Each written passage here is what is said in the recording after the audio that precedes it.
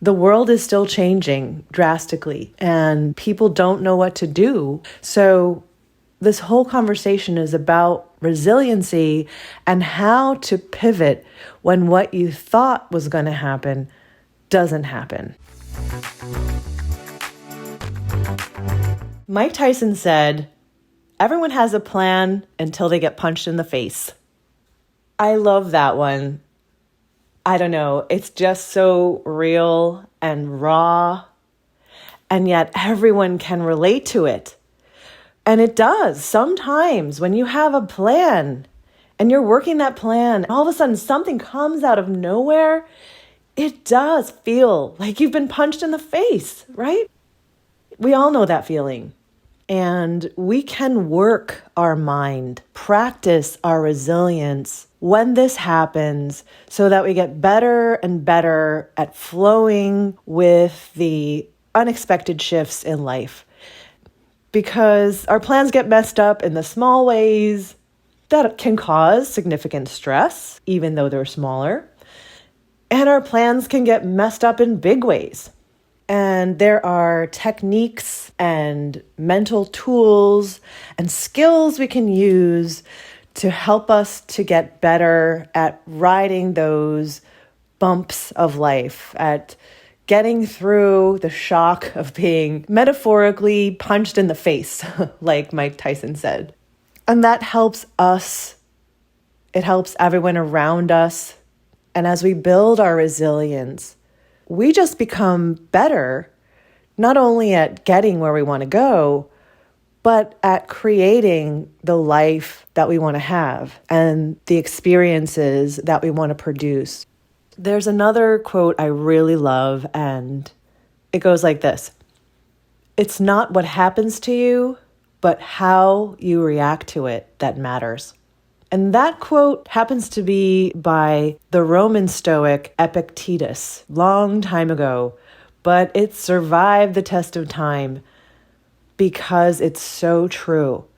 We're all going to have things that happen to us, and you define yourself by how you deal with it.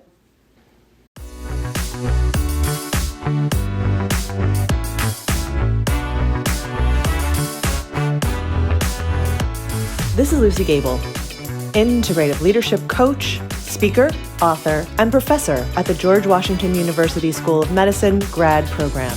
And this is my podcast, Leadership, Life, Health, and Happiness. Last week, I spent some time on the coast of Oregon, Florence to be exact, and it was such a beautiful coast. We drove from Los Angeles to Florence. It was a 2-day trip. We stayed in a cabin when we got there with family. And you can imagine the beauty that we saw as we were driving. The windy roads of Route 101. And we went from the dryness of the California hills to the wet, blue-green fir trees of Oregon with the dark, dark blue ocean.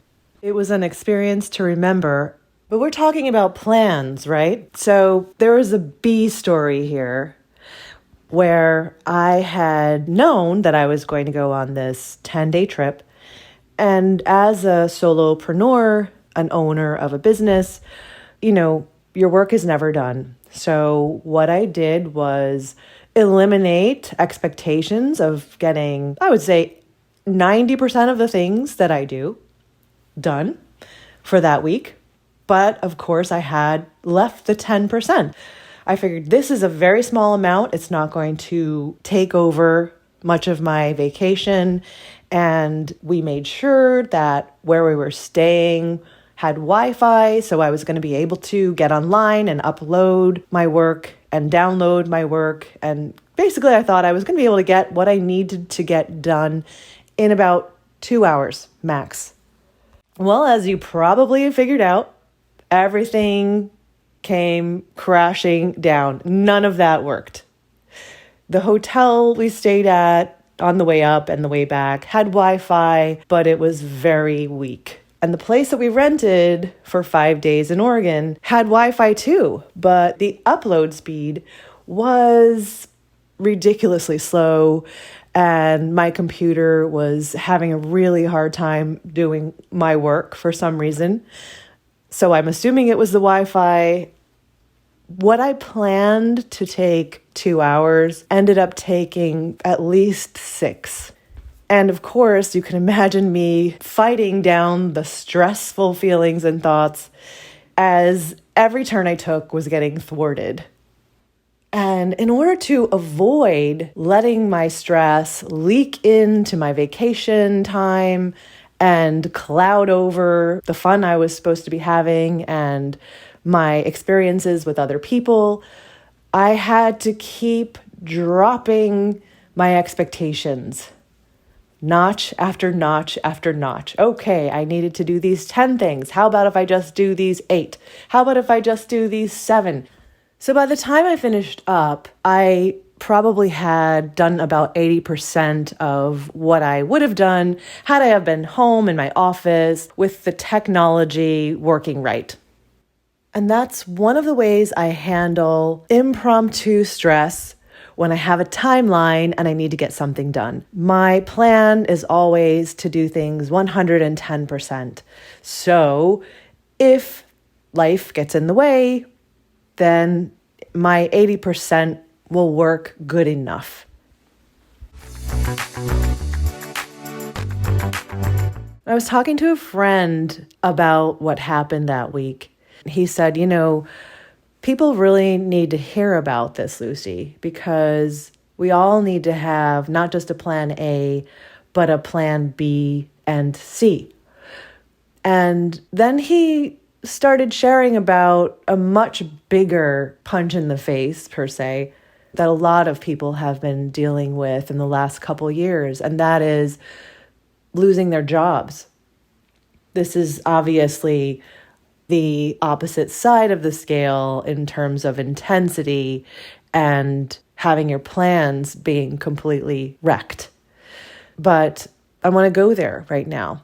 The world is still changing drastically, and people don't know what to do when something like that happens.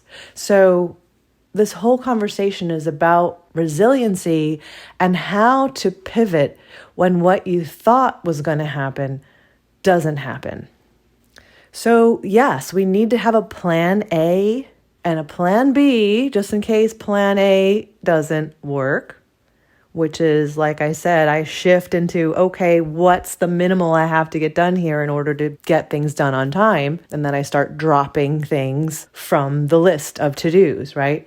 That's my plan B with projects. But what are our plan Bs for life, right? We always have to think about, what if this doesn't work the way we want it to? For example, not thinking, oh my gosh, this isn't going to work, because that's weighing too far on the side of negativity and sadness and fear, right? But also, there are so many things that happen that we can't predict. We don't want to just ignore the fact that things could happen, because that's being naive. And at the same time, we are humans, not gods. So what happens when we don't have a plan that fits with this unpredictable circumstance that occurs? You have to ride that wave, even if it's not the wave that you thought you'd be on, because fighting it just doesn't work. And I've seen a lot of people who really try to hold on to that control as hard as they can, because this is the plan, this is what they wanted it to be. And they just get beaten up and beaten up and beaten up by the reality of the situation. So with success, there is holding on to the reins and letting go of the reins. It's a balance of both. And that's why I like to compare it to riding a wave. If you've surfed, or even if you haven't surfed, you can imagine this. When you're surfing, You want to stay on your board, but it's not just about you. You can't force the wave to do what you want it to do. You've got to feel the wave under your board and just lightly move your body very slightly back and forth on the board to adjust yourself according to what the wave is doing. It's about how you react to the wave. So you have some control and the wave has some control. And I think that's a really great comparison to how we would ideally go through life and ride those waves of unpredictability. Shirzad Chamine, author of Positive Intelligence, talks about having the ability to create a response to a negative event that's 10 times more positive, exponentially more impactful to your life in a positive way than that negative event was. Think about that for a minute. How awesome would it be for you to take that negative event and say, no way, you are not going to affect me badly.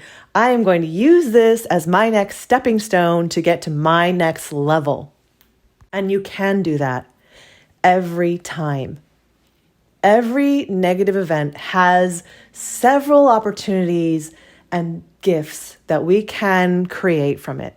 And that's where you have the control. The control lies in how you react. The key is to be in the right state of mind to do that, however.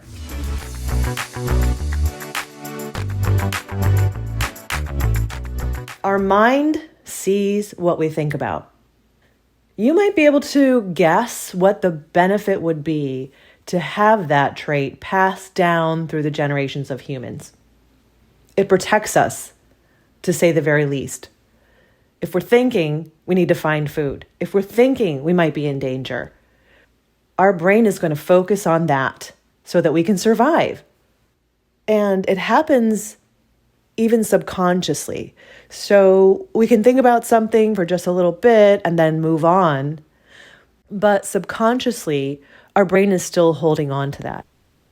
And now we're finding that a lot of the traits that have been passed down from hundreds of years are not serving us like they used to, right? Because we live very, very differently now. So now if we're only thinking about the negatives that can happen from an event, we're going to be seeing them only.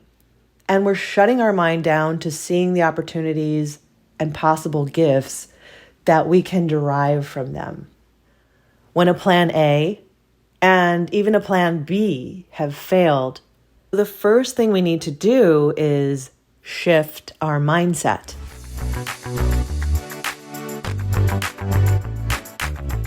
And the first step to a mindset shift is to let go of our strongholds on the expectations we have of what it looks like for things to turn out for us. Because there are many, many, probably infinite ways that things can turn out well for us. It just might not be that exact pinpointed idea that you have. And that might be a scary concept for you.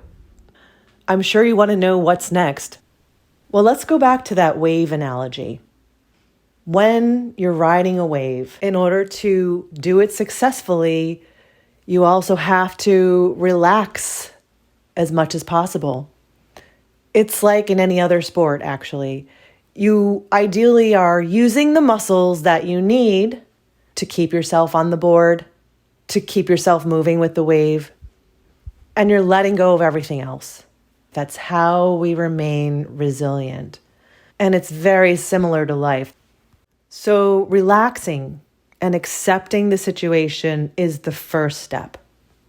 And if you have faith in a higher power, this is when we trust that there might be something else that was meant for you.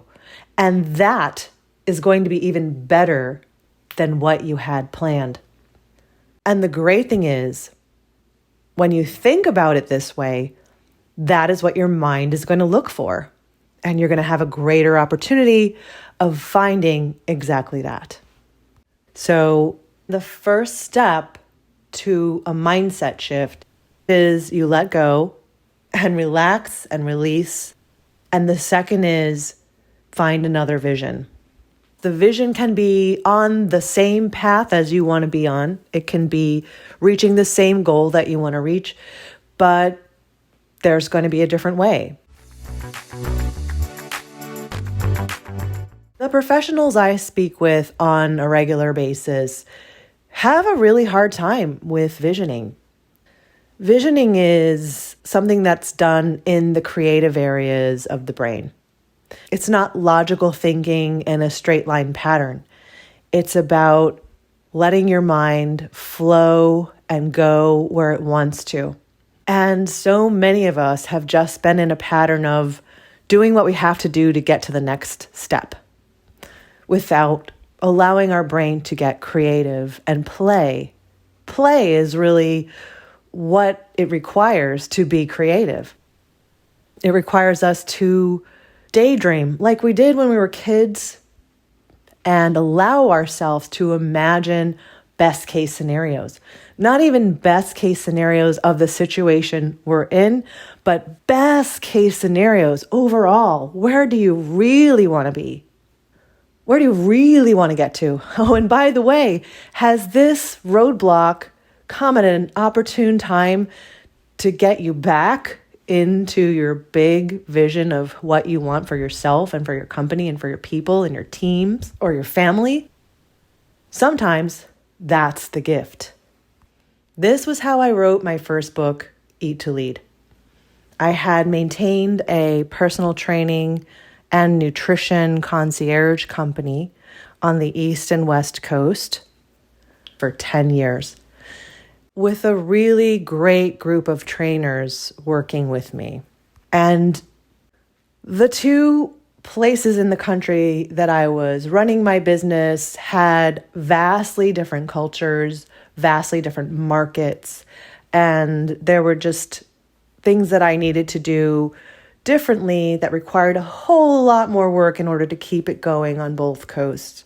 It just wasn't time effective. It wasn't giving me the ROI that I wanted it to. I needed to shift. So that's where I started dreaming. Where would I ideally like to be in life? What do I really want to be doing? And how do I take what I have right now and help it to move me to the next step? And as I was writing Eat to Lead, I started feeling a deeper pull towards speaking and working in leadership, which is another side of myself that I have a lot of experience and education in, along with the health sciences. So I put those two pieces together, leadership and nutrition for optimal mental performance.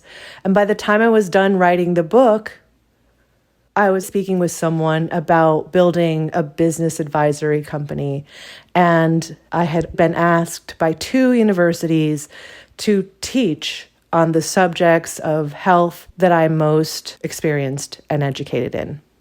And now I'm speaking on the topic on stages about how leadership and health go hand in hand.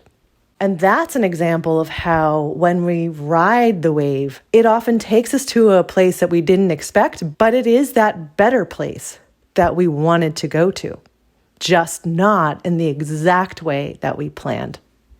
So first, we have to let go of the plan. We have to stop holding on so tight, stop clenching your fists and your teeth. Just let go and breathe and accept what's happening. Second, we have to allow a vision of a new plan to come into our head. And that takes working the creative areas of our brain. I have talked about letting go of negative thoughts and getting into a different frame of mind in episode 11. It all works very similarly. It involves getting out of our mental pathways that we've been going over and over and over, getting into our body and getting into a pleasant state. Everyone has different ways of doing that. The simplest way is to get out, take a walk in an area that you really enjoy, and allow yourself to stop thinking and just dream. I know this is unconventional advice and information, but almost all good leaders are unconventional. It's been written about in historical books. Leaders who we remember who did great things, many of them have had practices where they let their mind wander and dream. They go on walks, they journal, they meditate. It's not that unconventional. It's just not something that a lot of people are doing today. And I know that we'll be a lot better off if more people are doing it.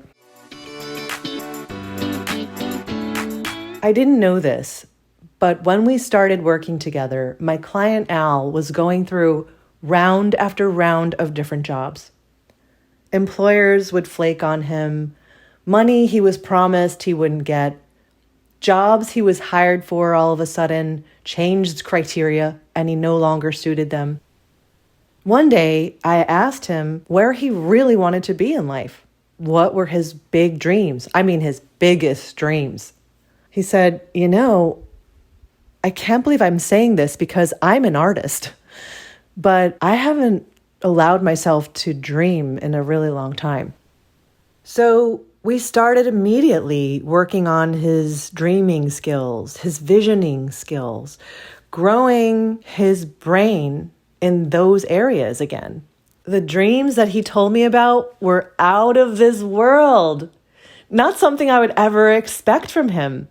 And not more than a few days later, after he told me about his big dreams, he got creative. An idea popped into his head about someone he could call regarding some work that he would love to do.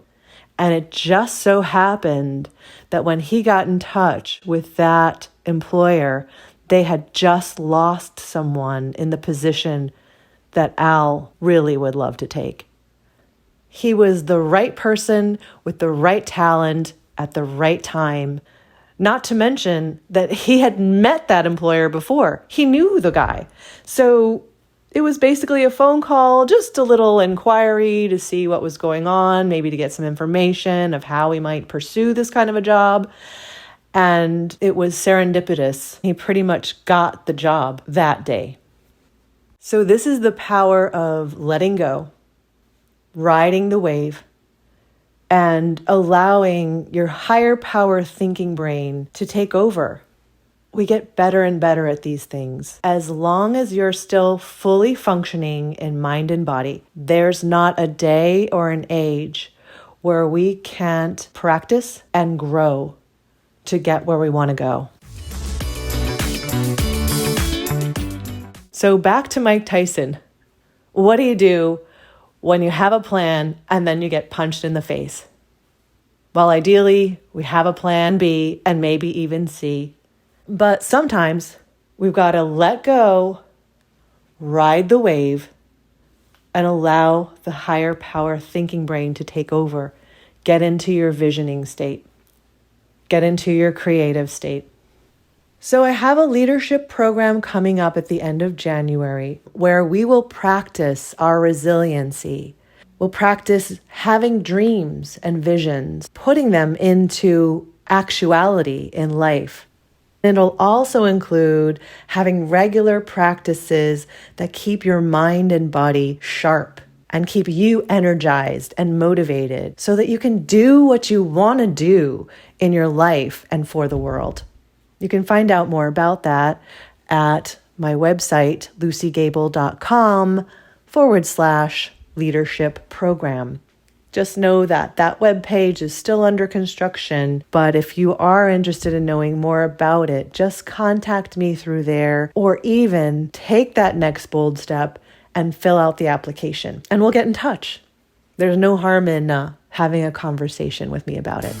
Meanwhile, if you like this episode, give it a like or 5 stars and share with me what you'd like to talk about next. This is Lucy Gable. Talk to you next time.